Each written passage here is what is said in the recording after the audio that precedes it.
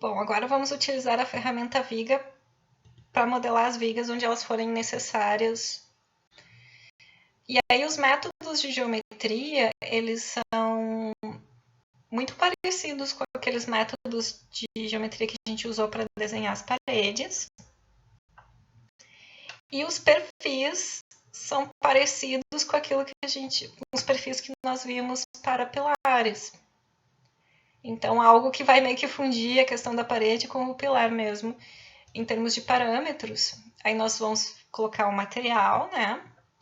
Aqui na parte de... na parte de planta e corte, eu sugiro que nessa questão aqui dos símbolos, vocês optem por esconder o eixo de referência da viga, porque se vocês deixarem ligado, vai poluir o desenho, tá? A mesma coisa que tinha acontecido com o pilar, que a gente tinha aquele símbolo que nós também desligamos, pelo mesmo motivo.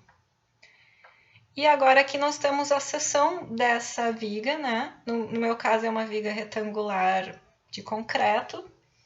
E aí as minhas dimensões são 50 de altura e 30 centímetros de largura.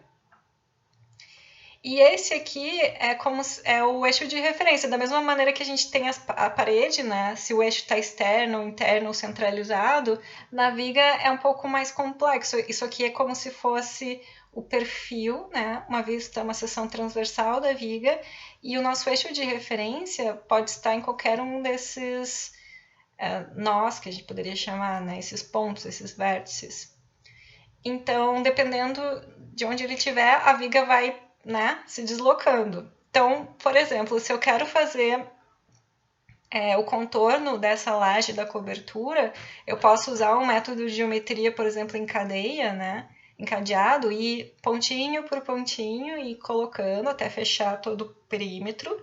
Ou daquela maneira mais fácil que eu tinha explicado para vocês, que é com a varinha mágica, você clica na tecla espaço, aponta para o elemento que você quer, né, contornar com a viga e clica uma vez. E aí a viga já apareceu, tá? Aí vocês vão ver que a viga, ela é essa linhazinha mais azul, tá? Eu vou dar um duplo clique aqui. E aí nós vemos que a viga, ela caiu direitinho no lugar em cima da parede, né, fechando. Então, tem um elemento aqui que é importante chamar a atenção, que é a altimetria, que é a elevação, tá? Então, se eu coloco um valor, por exemplo, 0,10, ó, ele vai subir e vai descer, enfim. Se eu botar 3 metros, que era o valor que estava originalmente, ó, ele ficaria lá em cima, né? E no meu caso, como eu quero que essa viga fique bem na base do meu piso de cobertura, eu tive que selecionar, eu tive que estabelecer que a elevação seria 0. Da mesma maneira que eu tenho uma viga aqui em cima, eu também vou ter, fechando, né, a laje de cobertura, a impermeabilização que ficaria aqui no caso, eu também teria uma viga de fundação aqui embaixo, né?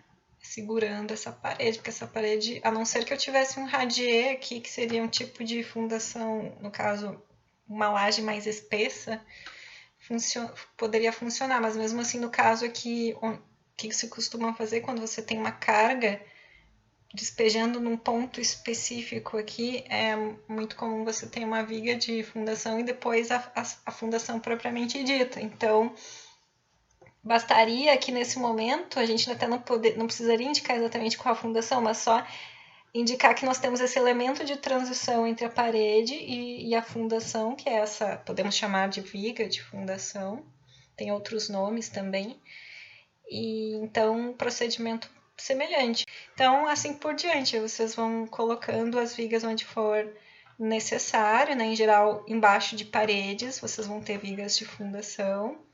Também pode acontecer de onde você ter linhas onde tem pilares conectados, né? Você pode ter uma linha de pilares, você pode ter uma viga passando embaixo também. Aí vai depender muito de cada projeto.